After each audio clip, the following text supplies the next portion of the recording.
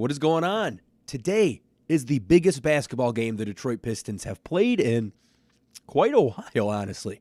They've made the playoffs a few times during the dark days of the Pistons rebuild that spanned way too many years. I mean, since the late 2000s. We're going to be talking today about some keys of what the Pistons need to accomplish to be able to force a Game 7 in Detroit to go to Madison Square Garden and try to beat the Knicks in this playoff series. It is 4:54 a.m. Had a lot to do this morning. Got up, wanted to make a little video. So here we go. Thank you for joining me on the Ledgie Sports YouTube channel. First things first is the Karl-Anthony Towns-Tobias Harris matchup is one of the most important things in this series. Coming in, I thought the swing matchup would be Jalen Duren versus Karl-Anthony Towns, but J.B. Bickerstaff, in a chess move, has Tobias Harris as the primary defender on Cat. Game 1 in a Knicks victory, 23 points, 10 of 14. I mean, great game from Karl-Anthony Towns in his Knicks playoff debut. Game 2 in the Pistons win, only 10 points, 5 of 11, 0 from 2 from 3. And the trend that we're seeing here is when Karl-Anthony Towns is hot from 3, they're going to win. Obviously, Knicks win the next 2 games. Karl-Anthony Towns in 41 and 40 minutes, 5 of 7 from 3 and 4 of 8 of 3. 31 points and 27 points, respectively. When Karl-Anthony Towns has it going, like I said, it's pretty much wraps for Detroit. Game 5 was a different story. 17 points, 5 of 14 shooting, 2 of 4 from 3. He was not getting ample opportunity to really stretch the floor for this team. And the biggest thing is, when Tobias Harris is on him, I don't know why Karl-Anthony Towns isn't operating more on the inside, but he just isn't. And that's a thing that the Pistons are going to live with. Whatever they're doing and the switching that's happening to make it so he is not able to attack the Pistons in something that teams this year have had a lot of success in successfully attacking Detroit with stretch bigs. We saw it from Indiana especially, and that's why I was really scared about a matchup with them. Brook Lopez as well. So Jalen Duren has been learning the tools to playing defense on the inside. There's a lot of progress to go on the outside. I think if Jalen Duren was able to improve his perimeter defense over this offseason and kind of improve his lateral quickness, we'd be talking about a little bit different series if we faced again next year. But yeah, Karl-Anthony Towns really holds the keys so far. Jalen Duren as well. I mean, that's a big thing for Detroit. These last 2 games, 14 rebounds, 17 rebounds. And the biggest thing is his assist numbers have gone up in just about every game this year, or in this playoff series. 3 assists game 1, 2 assists game 2, 3 assists, 4 assists, then 6 assists. And something that they've really gravitated towards is allowing Jalen Duren to handle the basketball and allowing him to make the right reads.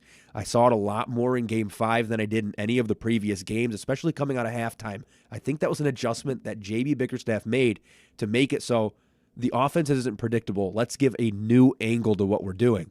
Cade Cunningham, entry pass to Jalen Duren down low, easy kick out to Tim Hardaway Jr., easy 3. Then the next play or the play after that, Jalen Duren, entry pass from Cade Cunningham.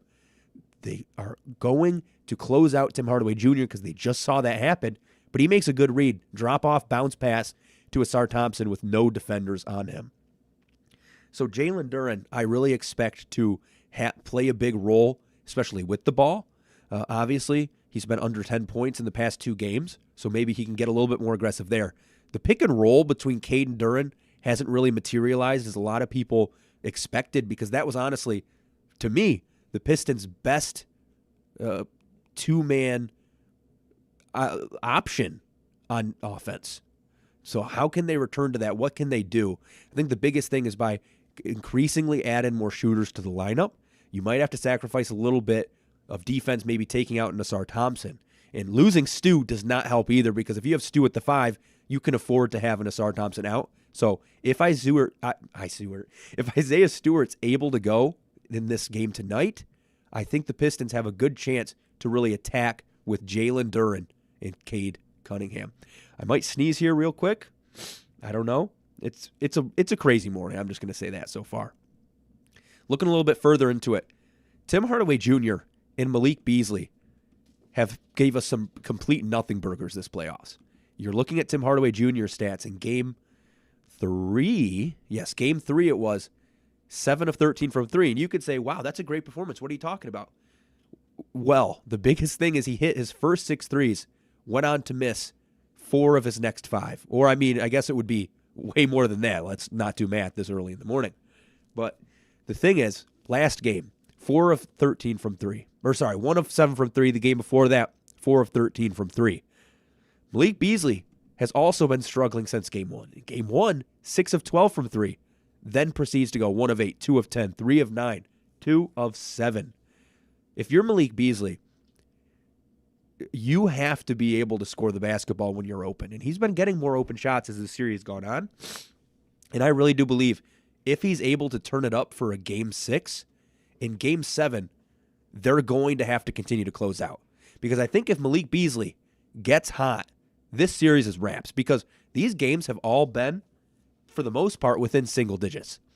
If Malik Beasley has his games like he had during the regular season, I don't think we're talking about Detroit being down 3-2 right now. I think we're talking about a series that could already be over in favor of Detroit.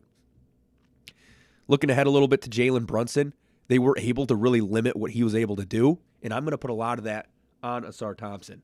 He only had 16 points last game, 4 of 16 from the field, and when you're talking about a Knicks team where OG Anunoby, Josh Hart, Mikal Bridges are all scoring, you expect that to be a blowout victory. We talked about that yesterday on the From Half Court show. I don't think that's out yet, so make sure you check that out with Sean Murphy once that one drops. But you expect when those guys are scoring, Jalen Brunson's going to have a handedly 25, 30 points. That's an easy victory for them. Obviously, 16 points isn't going to cut it because when he's not able to create, when he's not able to be on the floor, especially due to the injury that occurred at the end of the game, you don't have a good shot. With Jalen Brunson and Josh Hart, they don't look healthy. And I think that's what fans have really worried about, especially with the high and heavy minutes that Tom Thibodeau plays these players. You're talking about the two difference makers in this series for the Knicks were out to end last game in a closeout game. They came back in the last minute, but it was basically signed, sealed, delivered at that point. So for the Knicks, you hope that day of rest made it so Jalen Brunson and Josh Hart are full goes, because if there is any hesitation from them, Detroit's going to attack that, and that's going to be an easy win for Detroit in Game 6. And then they have to go to Madison Square Garden, where, honestly, they've won 4 games there this year. Only lost 1 there. They're kind of owning the Knicks in their own home environment and somewhere that's supposed to be kind of the greatest home court advantage in basketball. Obviously, we're not seeing that, and we're not seeing it affect this Detroit team. Last up, we're not going to take too much longer here. We're rolling up on 10 minutes here soon. Real quick plug for the 313 Connect podcast. Make sure you check out that playlist on the Ledgie Sports YouTube channel. This one here, that's with me, Sean Murphy, and Brendan Sims, where we talk through and have fun debates. We play games. We do all of that sort of stuff. And by games, I mean just like last time we brought Anthony, host of the Pistons Talk podcast, on.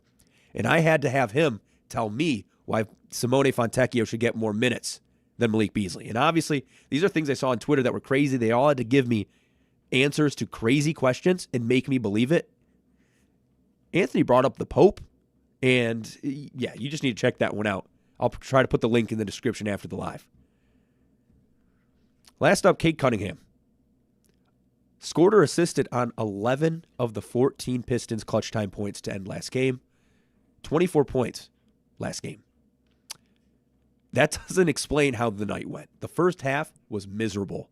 And in that second half run, he was starting to turn it on, starting to take a little bit more control. But he's been a player that has really showed up this series. But the shooting is something that has to be a little bit concerning so far. 8 of 21, 11 of 21, 10 of 25, 11 of 23, 6 of 17. From 3, it's a little bit even worse. 1 of 4, 1 of 4, 2 of 5, 0 of 3, 1 of 4. I don't want to discredit what he's doing at all, and I don't want it to seem like I am.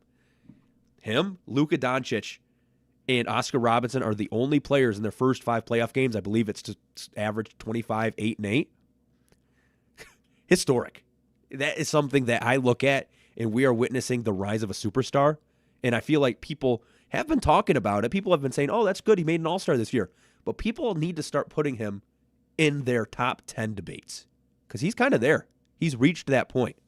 And with Cade, I expect a big game from him in these 2 closeout games because he has to turn it up for the Detroit Pistons to have a chance to sniff the second round.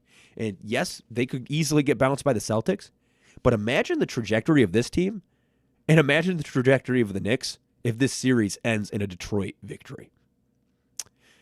I mean, I still don't really know what to expect from tonight. There's a lot of ways this could go. And looking at all these stats, I mean, obviously, everything I could say could go wrong, and the Pistons could still find a way to win because this is such a close series, and sometimes it just comes down to the nitty-gritty things like turnovers, fast break points, points in the paint, all those little things.